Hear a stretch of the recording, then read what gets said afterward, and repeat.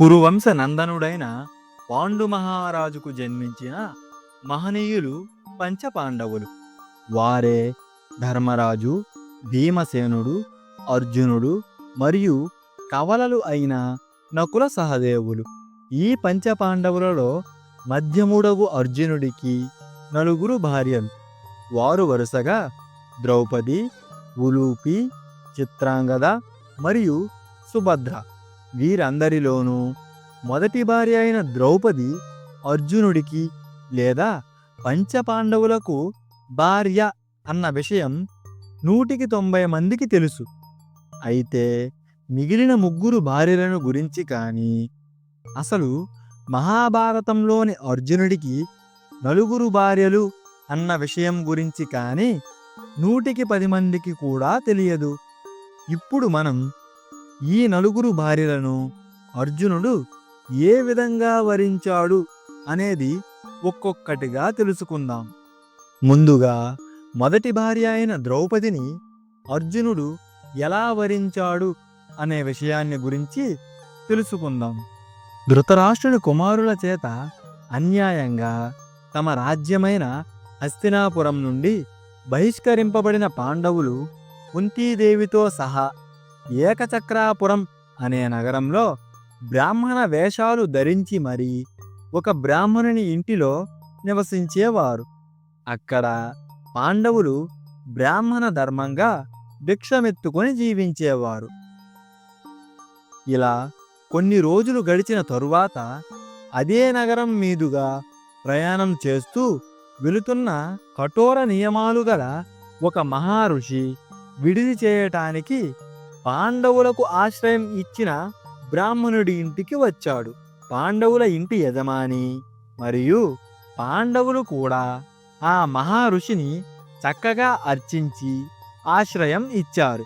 ఆ ఋషివర్యులు కుంతీదేవితో కూడుకున్న పాండవులకు మంచి మంచి కథలను విన్నవిస్తూ వారి సమావేశం ముగిసే సందర్భంలో పాంచాల దేశంలో యజ్ఞసేన మహారాజు గారి కుమార్తె ద్రౌపదికి అద్భుత స్వయంవరం జరగబోతోందని చెప్పాడు.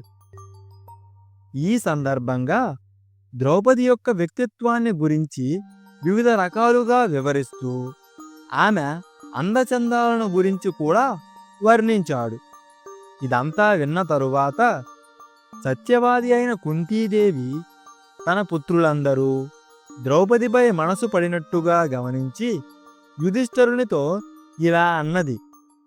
ఇక్కడ పంచపాండవులలో పెద్దవాడైన ధర్మరాజుకు గల మరొక పేరే యుధిష్ఠిరుడు. నాయన, మనం చాలా రోజులుగా ఇదే నగరంలో ఉంటున్నాం. ఒకే తావున ఎక్కువ కాలం ఉండటం మంచిది కాదని, అలాగే ధృతరాష్ట్ర కుమారుల వలన మనకు కీడు కలగవచ్చని నాకు అనిపిస్తోంది. పైగా పాంచాల దేశస్థులు చక్కని భిక్ష పెట్టగల వారని, ఆ రాజ్యపు మహారాజు యజ్ఞసేనుడు బ్రాహ్మణుల పట్ల మంచిగా ప్రవర్తిస్తాడని విన్నాం. కావున నీకు ఇష్టమైతే అక్కడికి వెళదాం అని పలికింది.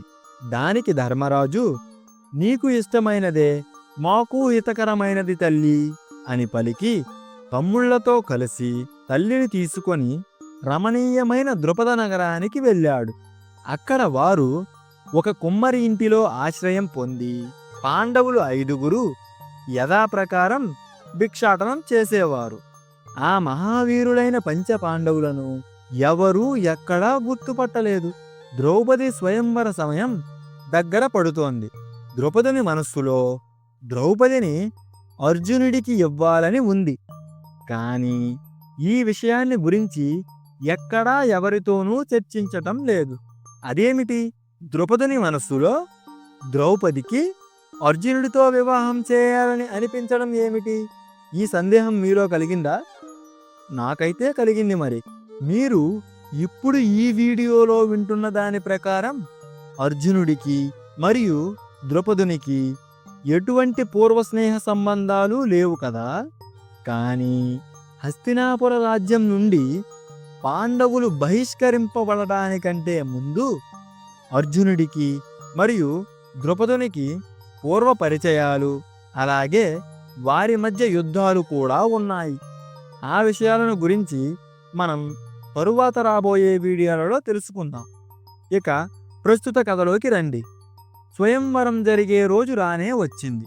ద్రుపదుడు అర్జునుని కోసం వెతుకుతూ వింటినారిని బిగించి బాణాన్ని సంధించటానికి వీలుకాని బలమైన ధనుస్సులు చేయించి స్వయంవర సభలో ఉంచాడు.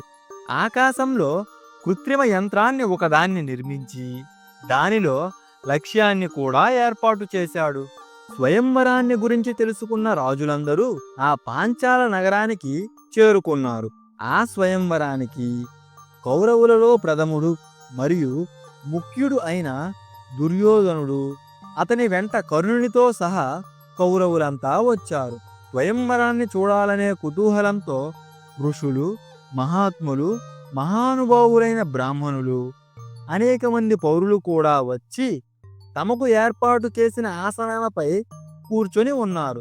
మంచు కొండల్లోని మదపుటేనుగుల్లాంటి ధర్మ, భీమార్జున, నకుల సహదేవులు కూడా బ్రాహ్మణ వేషధారులై ఆ స్వయంవరానికి వచ్చారు.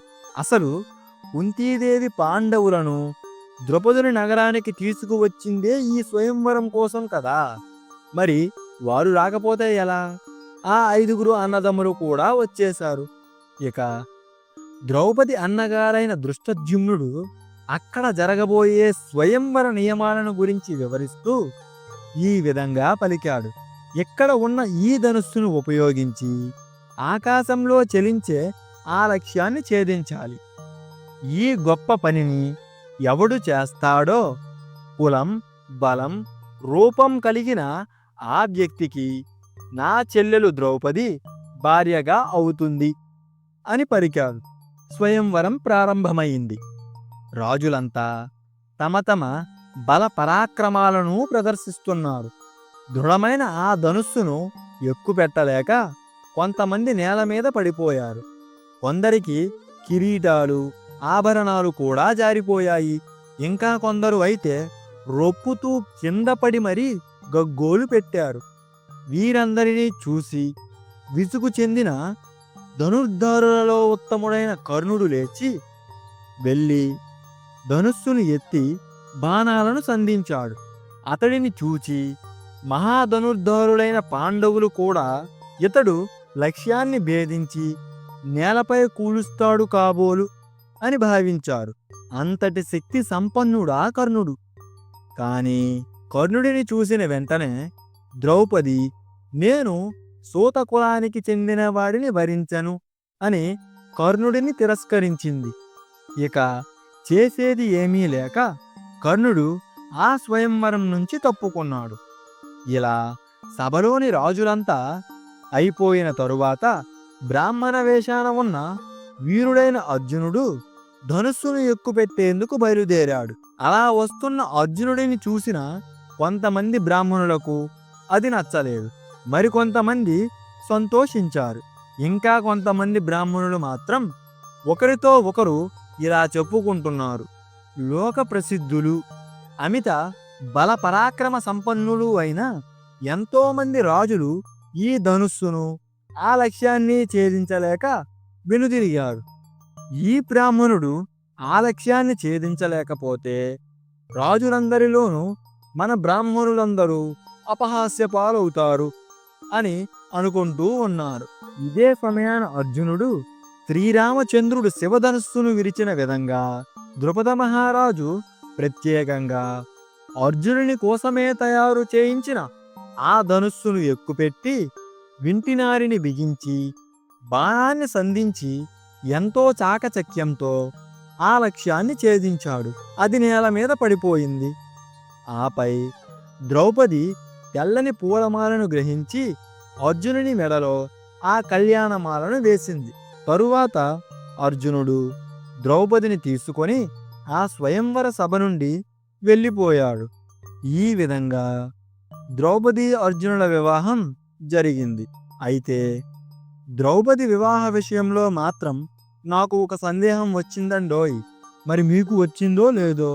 ఆ సందేహం ఏమిటంటే అప్పటి వరకు ఏ ఒక్క రాజు ధనుస్సును ఎక్కుపెట్టలేకపోయినా అందరికీ ఆశ్చర్యాన్ని కలిగించే విధంగా ధనుస్సును ఎక్కుపెట్టి లక్ష్యాన్ని ఛేదించడానికి సిద్ధంగా ఉన్న కర్ణుడిని చూచి అతడు ఒక సూత కులానికి చెందినవాడని తెలుసుకొని వరించడానికి నిరాకరించిన ద్రౌపది ఒక బ్రాహ్మణుడిని వరించి అతని వెంట ఎందుకు వెళ్ళిపోయింది? ఈ సందేహం సరైనదే కదా? అయితే ఇటువంటి సందేహాలన్నింటి గురించి మనం మన ఈ ఛానల్లో త్వరలో రాబోయే మహాభారతం అనే మహాసముద్ర సంపుటిలో స్పష్టంగా తెలుసుకుందాం. ఇక ఈ సందేహాలను పక్కన పెడితే అర్జునుడి రెండవ భార్య అయిన ఉలూపిని ఏ విధంగా వివాహం చేసుకున్నాడు అనే విషయాన్ని గురించి మరికొద్ది రోజుల్లో తెలుసుకుందాం.